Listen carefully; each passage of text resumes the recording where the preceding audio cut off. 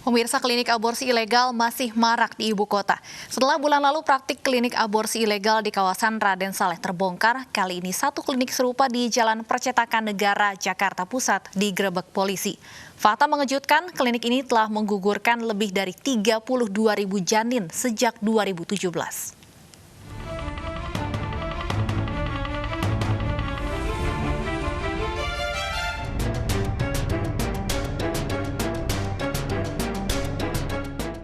Polda Metro Jaya kembali mengungkap praktik klinik aborsi ilegal. Kali ini satu klinik di Jalan Percetakan Negara 3, Jakarta Pusat yang telah beroperasi sejak 2017 silam digerebek dan menangkap 10 tersangka. Saat beroperasi, dalam sehari klinik ini menerima hingga 6 pasien dengan keuntungan per hari 10 juta rupiah. Sejak 2017, 32.760 janin digugurkan dan meraup keuntungan 10 miliar rupiah. Semuanya ini berawal dari adanya laporan informasi masyarakat yang kita terima bahwa ada satu klinik yang sering melakukan aborsi dan cukup lama. Klinik ini sudah bekerja sekitar sejak tahun 2017 yang lalu.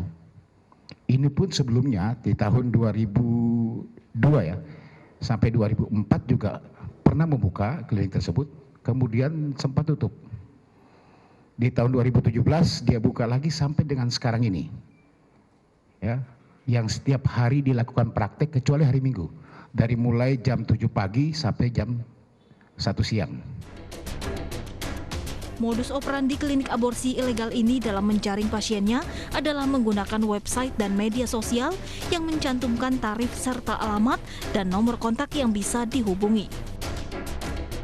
Calon pasien yang telah berkomunikasi melalui pesan singkat kemudian dijemput di suatu tempat lalu kemudian diantar ke klinik. Tindakan aborsi dimulai setelah pasien diperiksa kandungan dan menyelesaikan administrasi serta pembayaran. Dari hasil pemeriksaan, dokter berinisial DK yang ditangkap di klinik ini hanya merupakan sarjana kedokteran dan belum menyelesaikan pendidikan profesi sebagai dokter. Dokter DK ini adalah di-hire oleh pemilik lokasi tersebut, yaitu tersangka LA. Pada saat itu, dokter ini belum memiliki sertifikasi, sampai dengan saat ini maksud saya, belum memiliki sertifikasi sebagai seorang dokter, apalagi dokter kandungan. Tetapi saat pelaksanaan yang bersangkutan masih koas di salah satu universitas yang ada di Sumatera Utara. Fakta yang ada hasil interogasi yang dituangkan dalam berita acara pemeriksaan betul bahwa tersangka oknum dokter DK itu sendiri pada saat 2017 sampai dengan saat ini melakukan praktek aborsi di TKP itu sendiri. Polisi menyita sejumlah alat medis yang digunakan untuk tindakan aborsi seperti alat penyedot bakal janin dan alat USG.